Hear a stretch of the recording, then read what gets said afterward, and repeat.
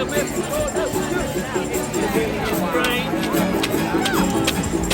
do we need? What do you say? Fair day's work for a fair day's pay. It's the union train. It's the union train. All aboard.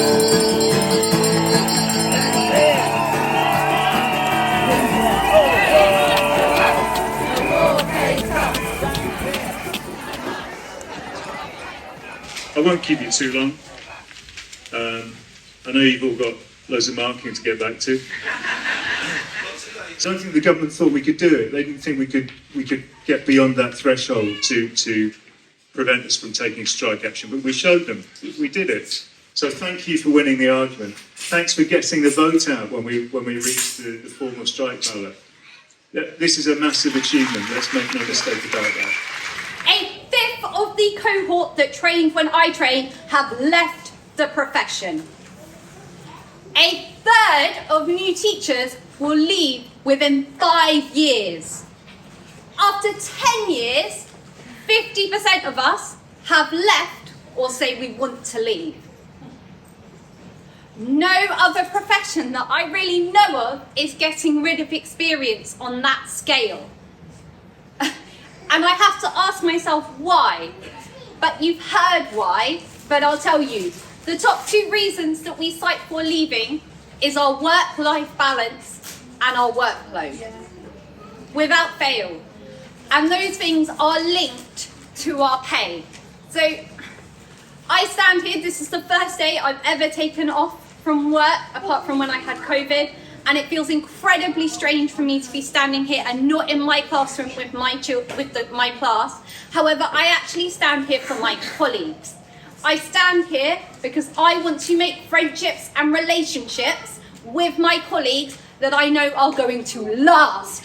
I don't want to be looking at my colleagues wondering, when is one of you going to burn out?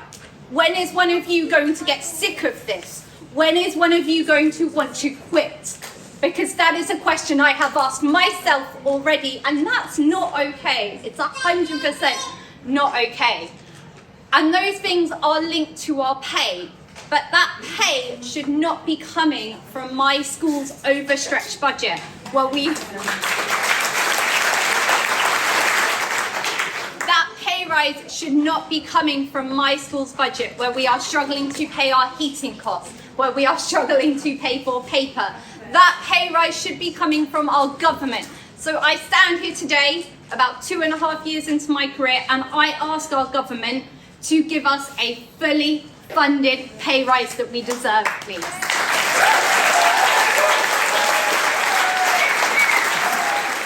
I have to say, when Mike asked me to speak again, like Beth, I wasn't expecting there to be quite so many people.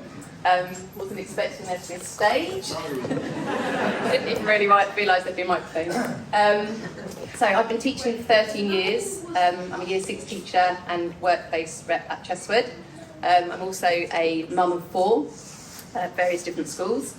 And Mike asked me to talk a little bit about how things have been in our school. Like all schools, we received a non-funded pay rise, well below the rate of inflation, and it came out of an already incredibly overstretched budget, which has had a knock-on effect. We can't afford pens, pencils, paper, printer ink. We are struggling on a daily basis.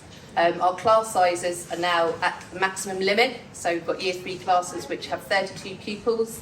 That means that children are not getting the attention and the education that they need, that they deserve. We also have a high level of SEN at Cheswood, and they're just not, we're unable to cater for them in the way that we should be able to cater for them. One thing I really wanted to mention as well is our wonderful support staff. Obviously, they didn't meet the threshold to be here today, but at Cheswood we used to have, I think, my Senko said 20 to 30 applicants for every TA job. We're lucky if we now get 2. And again, like Mike said earlier, we've got support staff who are having to use food banks. It shouldn't be that way. It doesn't need to be that way. I think individually we may have smaller voices than those in power, but together we should be able to make enough noise to make a difference. The government has said to us, hold the line post the credit crunch, hold the line during austerity, hold the line post Brexit, hold the line during COVID. Now that line now is breaking. We are breaking. When does that line move? Shame on you to this government. How do we find the money in our schools? You agree to give us 5%, but we've got to find that. Where is it? Where is that 5%? That comes out of our children's education. Shame on you, government. The reality is, for UCU, we're about to go on strike for 18 days during a cost of living crisis. I'm genuinely worried about the impact that's going to have on myself and my colleagues and in terms of our ability to pay our bills. It's the same for teachers, but the reality is teachers have lost 25% of their pay since 2010. And they do not want to go on strike. We do not want to go on strike. But we have to. And the one thing that's not been mentioned so far today is what's driving all of this. The one thing that's driving this is the systemic wealth inequality in this country. It's as simple as that. Last week everybody was talking about Nadine Zahawi, and they were talking about whether or not he'd paid his taxes correctly or filed his taxes correctly. They missed the point. The point was that a member of parliament in the government who is imposing pay restraint on teachers, forcing them to use food banks in our town, has a personal fortune of £27 million. It is wrong, and they should not be making decisions for us. And the only way we overturn this, one way we overturn it, is we come together as trade unions, as communities, as teachers, public servants, and we fight it. And we fight it until we win. Because if we don't, people starve, children don't eat. That's the reality we're living in now. And I just want to finish off by saying one thing. I don't want to play a violin. I had a good childhood, a really enjoyable childhood, and it was fantastic. But I grew up in the 1980s under Thatcher in a single-parent household in a council estate, and there were times during my childhood that it was my teachers that kept me going through the really hard times. We owe a massive debt of gratitude to our teachers. So much. They do so much. They shape our lives in ways that we can't even begin to explain. And so I'm really proud today to come out in solidarity and support the NEU, our teachers, and our amazing support staff in Worthing. Let's win. Solidarity. The reports that we're getting from across the country indicate that the action today is going to be the biggest industrial action, coordinated action for decades. So this is absolutely magnificent. But we know that this is not the end of the struggle. We know very clearly that this government seems to be digging itself further and further into the mire, and it has, on the look of it, another 2 years to run. We're not covered by pay review bodies, and we don't want to be covered by pay review bodies. But what our situation is as regards pay is that we are being offered the lowest within the public sector, and like yourselves, our pay has fallen way behind the market rate. So much so that when the government announced that there's going to be a hike in the misnamed living wage, what is really the minimum wage, when that goes up in April, we calculate that more than 50,000 civil servants will need a pay rise in order for their employers to meet the statutory minimum. That's one of the reasons why we're combining with yourselves to go on strike today. But our fight is also about conditions. Our fight is also about jobs. Our fight is also about pensions and redundancy rights, which the government is attempting to rip up. I think it's absolutely fair to look back to the summer where we had the leadership from the CWU, the postal workers who were out on strike for months and months and months. We've also got the RMT, now ASLEF and TSSA, on the railways who have been out equally for months and months and months. Now, they haven't been able to get anywhere close to a settlement. So that what we need to do is ensure that we're combining our strengths together. So it is absolutely magnificent that you're putting on 40,000 members in literally days after calling action. The position of Secretary of State for Education has had 34 post holders since it was invented in 1964. We've had 10 in the last decade, 5 in the last year, 1 lasted 2 days, and the current one has done half term. And that's probably longevity for this government. And I don't want to do a big anti-Tory kind of speech, but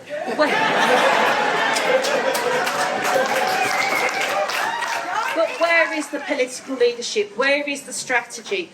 Where we have a government that, that kicks out its own education bill, shelves its green paper on send. Where is the leadership? Well, it's in our schools because we've got amazing head teachers, amazing teachers, Senkos, teaching assistants, catering assistants, cleaners, janitors. We've got everybody working really hard in our schools. But you aren't going the extra mile in our classrooms, you are going an extra marathon, and this government is taking advantage of your goodwill. And you cannot take it. We have teachers and teaching assistants, even assistant head teachers, using food banks in this town. Nobody should need to use a food bank, they shouldn't need to exist, but here we are. So we have to try and address that, and we have to support people in our community. You know, there is a phrase going around, and I completely agree with it, enough is enough. But let the actions speak louder than just the words. This government does not like to see the strength that this unity, these unions are providing. So keep going. For as long as you need to do this, you will have my support. You will have so many of our people's support. So onwards and upwards. You absolutely deserve everything that you're fighting for, with bells on. I'm on strike today because of paying conditions. Quite simply, about 4 years ago I had to stop my pension. I thought, okay, that's just a standard thing that maybe my wife and I had to do for myself and our 3 children. So I thought, okay, that's what we have to do to sort of make ends meet. But when I realised, watching the Robert Peston show a few months back, the difference between what I would get in a public sector pay and a state sector pay worker and a private sector pay worker was that difference in my pension. I was shocked. So this is why I'm here today, but also for the support of what goes on in the schools as well. Because us teachers do our job. I work with colleagues who do a good job with pupils, and it means that the money that's being taken out of the schools to be able to increase this 5% pay rise shouldn't be coming from the schools themselves, because it puts pressure on the head teachers and on us teachers ourselves to be able to get these conditions right. So it's not right. It has to come from somewhere else, and this is why I'm here today. Well, what are the conditions like currently? I mean, and why has it got so bad? Well, the conditions at the moment at school, I'd say, are teachers are stretched. We do lots of marking. It's just a standard form, but when your day starts at 7 o'clock in the morning and quite often ends up at sort of midnight or 1 o'clock in the morning, and that's a standard week, that just is not right at all. So that's the conditions that many teachers are dealing with. Myself, obviously other colleagues might perhaps get up really early in the morning to do their preparation and marking as well. But we have to do that. That's our job. That's what we do. But it's the extra stuff that's piled on us to be able to make ends meet, so that we can do this. But we do it because we want kids to do well, and that's why I've been doing it. I've been doing it for 20 years. I love the job. I love the kids I teach, and that's why I'm doing it. What's singularly the most important thing for you, and what in terms of this strike and what you hope to achieve? But fundamentally, what's most important for you? For me, I need to sustain a good living for myself and my family to be on the breadline personally, so that I don't have to stop my pension to be able to meet that shortfall in our monthly cash flow. So quite simply, the pay rise has got to be back in line with inflation with private sector pay workers. So we're all in together. That's not just myself, obviously the nurses and other people who are in the state sector as well. How did it go today? Oh, it was fantastic, really inspiring to see so many teachers taking action today. Picket lines across the county, across the country. Great to see people coming out. There seemed to be a lot of support here today. I mean, I've never seen as many people who are in a union in one room for 30 years. The government are ignoring you, aren't they? Yeah, I mean that's what it's all about. That's why we're here. You know, they're not listening. They're not engaging. They're not interested in talking to the people who work in and understand the education system. And I think the reason for that is that they're continuing on the same trajectory of essentially running down our education system. It's been consistently underfunded since 2010, and there's no sign of that changing. You're probably aware that we've got 3 more days of action scheduled for March. One of them to coincide with Budget Day. There'll be a massive turnout in London for a national demo on that day. And I really see it as the beginning of a process locally, as a local officer, building on the mood of today. As I said at the beginning of the morning of the rally, no one wants to be here, but we're really happy to be here, and we feel empowered by this coming together, and we want to build on that dialogue. I've already had a couple of approaches from people who want to take on the role of school rep, for example, which is a really key role for us. Younger teachers, especially younger activists, are getting involved locally. Yeah, it's building that momentum, I think. Would you say that things are getting worse? Is that because of the economy, or is there's just this general trend down? I think it's. I mean, I've been teaching for close on 30 years now, and I've never known it this bad. Recruitment and retention is at crisis point for schools. You're probably aware that we're looking at 1 in 3 teachers leaving the profession within the first 5 years of work. 1 in 7 or 8 newly qualified teachers doing just 1 year and then moving on. Yeah, I mean, to say that we're in a crisis, I don't think that's overstating it. And it has been noticeably worse since the coalition government came into power in 2010. You weren't the only union striking today, and I noticed there were a few other people from other unions, including education unions. How does that square with you? How do you feel about that? Well, they're in completely the same boat as us. Workers across the public sector and more widely are suffering with what's called the cost of living crisis. So first and foremost, from our point of view, it's about getting a pay deal worthy of the name, but that's just to kind of keep us standing still, if you like. It kind of ignores the fact that we've had 12 years worth of a succession of pay freezes and below inflation pay rises, and people in the UCU, for example, are in exactly the same boat. In their sector, they're looking at insecurity, fixed-term contracts, casualisation, that whole kind of spectre which we're doing our best to fend off in the school sector. So we're very much in solidarity with them, but also workers more widely. ASLEF are out today, the PCS, you know, we're with them, and, you know, I would see us as being part of a movement to really bring pressure to bear on government.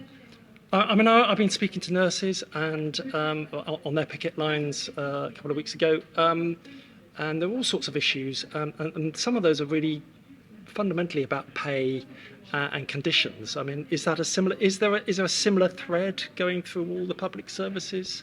Yeah, I would say so. I mean, I think what we have in common with workers in the NHS is that our work-life balance is completely out of kilter. People are really struggling with workload, and in many cases it's affecting their mental health and well-being. And we're seeing evidence of that in casework that we do within the union locally. I think there's a really common thread there. People really struggling with overburdened, I would say, by a system which is really coming apart at the seams. Your pay rises over time have been kind of quite low, really. So teachers getting poorer. What about the students? What's happening there? What have you seen?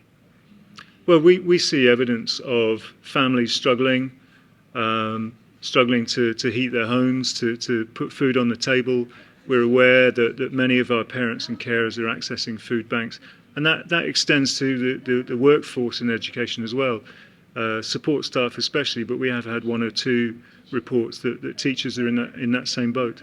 We are a safety net, and we will very often pick up on issues of poverty and deprivation, and we will signpost families to where they can access support.